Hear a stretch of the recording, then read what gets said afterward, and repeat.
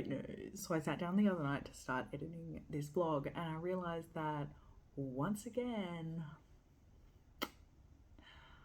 I have messed up the footage for the introduction. Completely different reasoning this time. It was because the audio was actually cooked. I don't know what it was. The whole time there was just this mechanical like buzzing in the background. I don't know whether it was like my refrigerator was just having a freaking moment or what, but that was all you could hear, and it was really unpleasant to listen to and try to pass what I was saying during that. So I was like, stuff it, I'll just film another introduction and tack that on, wearing the exact same Taylor Swift shirt and sitting in the exact same place I am when I film the wrap up of the vlog, because that's what you're gonna see at the end of this. You can't really call it the magic of editing if you're the magician and you're giving away your tricks, I guess, but I just wanted to explain why that was gonna occur. I'm actually so upset that we can't use the original footage because it was pretty funny. I came home like a little bit tipsy after work drinks, and I was like, oh, I'm so excited, I'm just gonna unwrap the book for March now. And so you're missing out on the moment of extreme joy where I find out that the book I'm going to be reading in this vlog is A Dowry of Blood by S.T. Gibson. I know. We all thought this day would never come. This is the book out of the 12 that got wrapped up that I am the most excited to read. This is the only one I have thought about since I bought it. Since then, it's the only one. There have been times over the last few months where I've been like, I just really want to read that. I wish it wasn't wrapped up, but I have patiently waited, and I was pretty promptly rewarded, I would say. So in case you missed when this was the darling of BookTube and just the entire book internet, I'm gonna say it was like 18 months ago. This is a story from the perspective of one of Dracula's wives, and they are very minor characters in the original story. It's like, we know there's female vampires that are beholden to Dracula, but they don't really get like names, personalities, what have you. They're kind of just these female vampire creatures who live in his castle and do his bidding. That's basically the only time you see them. And I guess S.T. Gibson, when kind of imagining that, was like,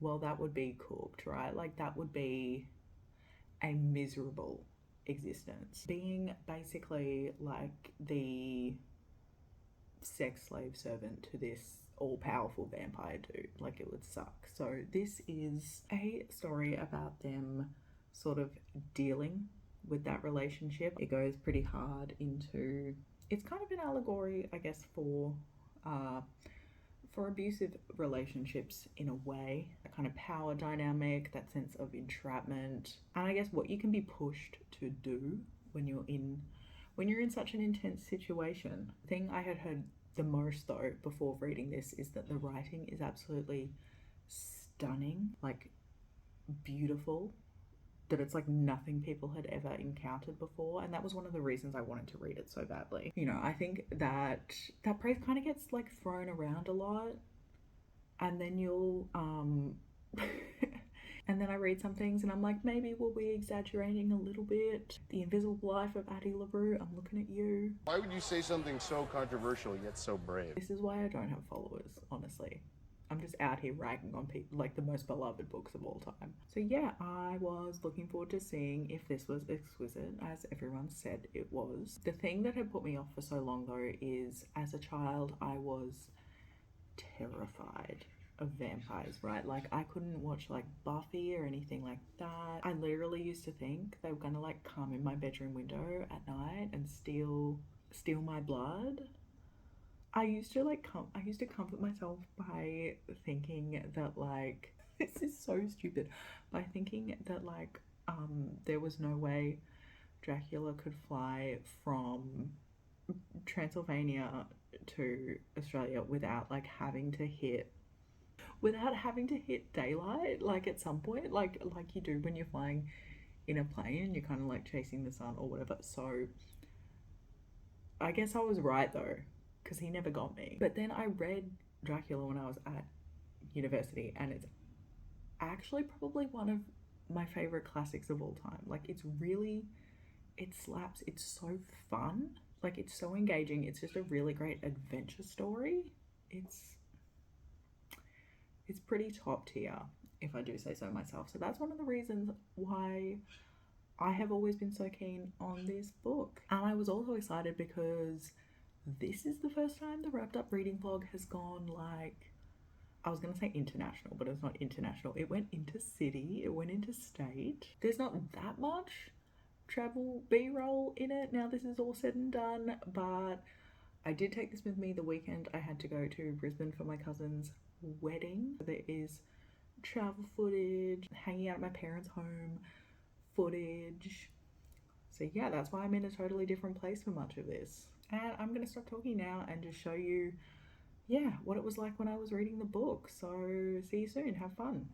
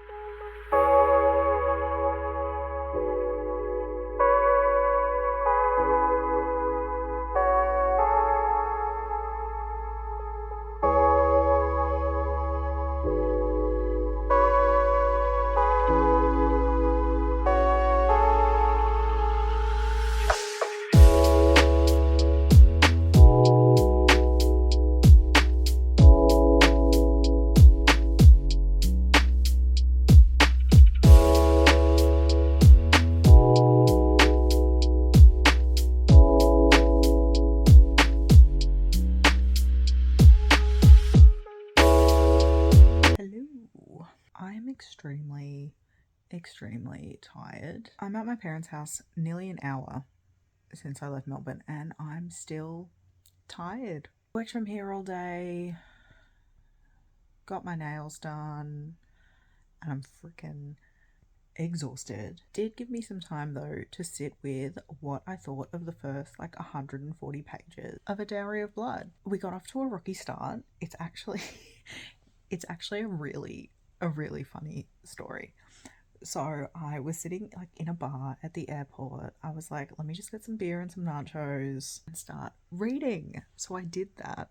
And then the descriptions of like sucking blood and eating blood and the taste of blood in the first few chapters when she first gets transformed into a vampire, I could not handle it.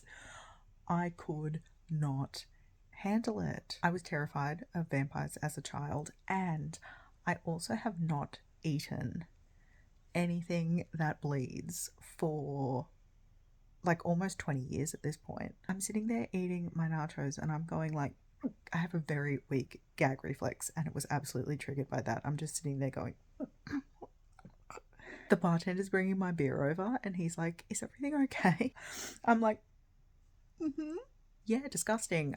So I quickly learnt that I shouldn't try to eat and read this book at the same time. And so that has been remedied. I stopped doing that and my enjoyment of it skyrocketed. I do want to say something though, something potentially controversial. At the moment, it just doesn't have that 5-star feeling for me. I'm sorry. And that's not to say it won't. I feel like it does have the potential to get there. It just isn't there right now, which is bizarre because this has everything on paper, this has everything I would want out of a book, right? It's gothic, it's creepy, the writing is divine. Like, it is, if you're a person who a huge selling point for a book is the actual, just the vivid, poetic nature of the writing, oh my god, this has that like in spades. And I also just love Dracula. Like, a huge part of moving away from my childhood vampire fear. A huge portion of getting over that is I read Dracula when I was in university and I loved it. It's such a fun read, such a like novel and engaging story for the time it was written. I love the shitty movie with Gary Oldman and Keanu Reeves and Winona Ryder. I even love that. I've created original characters before who are from Whitby because of that book. And I do love the way this is turning the bride characters who are like a footnote in the original story. I love that this is turning them into fully formed people. We're getting their side of things because the entire, I guess, like nature of their existence and their creation is that they're made to be subservient to Dracula, right? So this is amazing. Like, it's amazing in what it's doing in taking that, like, this tiny mention of like characters whose voices are completely missing from the original text and telling their side of the story. Like, that's incredible, right? And that's why I just don't know. I just don't understand why I'm not completely and utterly obsessed with this. Is it because, like, I've heard people talking about this for so long that I've built it up so much in my head that it can't possibly live up to my expectations? Like, is that what's going on here? I don't know. But that's kind of how it feels at the moment. And I'm still really enjoying it, but it's kind of bumming me out a little. So I don't know. I may read some more tonight. I am kind of conscious of not finishing it in like one sitting now because I do still want there to be like footage from tomorrow, like wedding party footage, hanging out around the house with the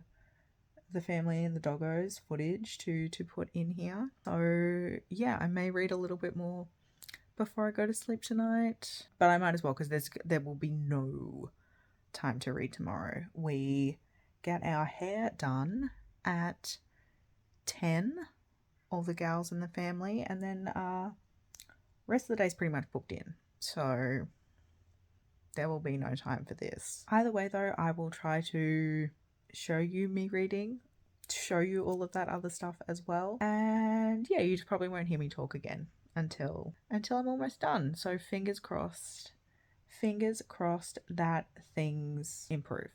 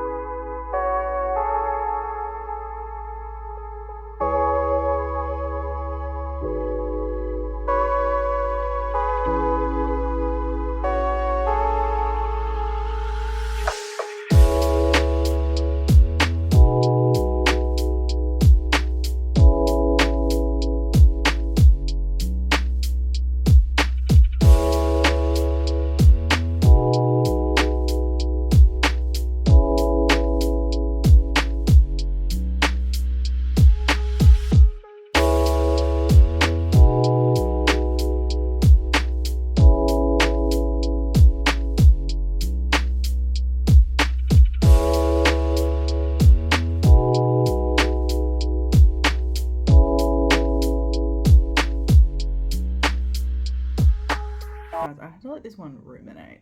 I had to let it rattle around in the old brain box a little bit because I just cannot believe the way this has gone down. I'm giving it 4 stars, by the way. It's not bad. It is not a complete disaster, but this was my most anticipated book of the entire wrapped up series. Like, when I think about the books that I wrapped up for that, to be honest, I've forgotten what a lot of them are. And the numbers were randomly assigned, so I don't know what it's going to be month to month, but I always knew that A Dowry of Blood was in there, and I was always excited for it. And you guys didn't get to see it, but the joy the joy I felt when I unwrapped it, thinking back on times even over the last few months where I considered unwrapping everything because I wanted to read it because I was sure it was going to be 5 stars. And now here we are, not saying I hated it, but saying I can't help but be a tiny bit disappointed. I'm not going to lie. Let this be a lesson to all of us to go into books with like the least, like as little expectation as you can have is what I would say. And the hard thing is I don't even know what it was missing, because I always say I'm a character person first, I'm a writing person first, and a plot person last. But I guess it turns out that maybe I do need a little bit more plot. I don't know. Maybe to be able to give something 5 stars, I need my perfect balance of those 3 things. You know, I do think a huge chunk of it is I'm a victim of my own expectations in a way. I really did go into it thinking this was going to be like an instant classic for this channel, a book we just keep referring to again and again and again. And the fact that that is not going to be the case, I am flawed. I am just flawed right now. I don't even know what to say. Like, I think a huge aspect of it was just, I think a huge aspect of giving something 5 stars to me is the readability, right? And by that I mean, when I'm first reading that book, I need to not be able to put it down. It needs to have that kind of infectious quality to it, right? To get 5 stars from me. Like, I need to not be able to put the book down, and if I do need to put it down because of another obligation, it needs to be so good that I am thinking about reading the book and getting back to reading the book while I'm out having dinner or at work or doing whatever it is I have to do, you know it. And I'm sorry to you, I'm sorry to ST Gibson, I'm sorry to people in my real life who have told me I would love this, I'm sorry to all the other people on Booktube and Booktok and Bookstagram that love it. But as much as I liked it, I'm just not going to be one of those people. I'm sorry, but I could put it down, and I did put it down. And there was a day while I was away where I didn't read any of it at all, and I felt fine about it. You know, there's probably something to be said about it being like the wrong environment, the wrong reading environment, maybe, to like approach this book in. It probably is the kind of thing that's going to hit harder if you're like sitting at home on like a rainy weekend or wintry weekend, like snuggled up in blankets reading it by like candlelight. It is probably going to hit harder then. I can respect that, but unfortunately because of the way the game is drawn up with unwrapping the books, that was just not to be. So maybe this is something I can do like a reread of, you know, now that we're heading into autumn and winter here. Maybe, you know, maybe around Halloween time, even later in the year. It's something that would, look at me trying to justify it even now while reading it. I was like, no, it could still become 5 stars. And now I'm like, oh, well, it's not 5 stars now, but maybe it will be. Let's just put this, I think, to rest. You are good. You are beautiful. You're just not the one for me. I do still really want to read An Education in Malice though. I will still give that a crack when I can manage to get my hands on it, and we'll see what we think. But yeah, oh my god, this has been an emotional roller coaster. If you would like to see the rest of my wrapped up series I've got going on for the rest of the year, please subscribe, follow that journey. It has been an absolute roller coaster so far. We've had one absolute hit, one miss. Hard to know whether to call this a hit. Feels more like a draw for me emotionally, but it's still getting 4 stars. Like, it's still a good book that we read in this series, you know. I think my next project is going to be me reading my 2 most anticipated literary fic books of the year, so that's probably going to be pretty pretty interesting to follow. But yeah, otherwise, please enjoy the rest of your day, evening, whatever you're doing right now, and I will see you in the next one. Bye.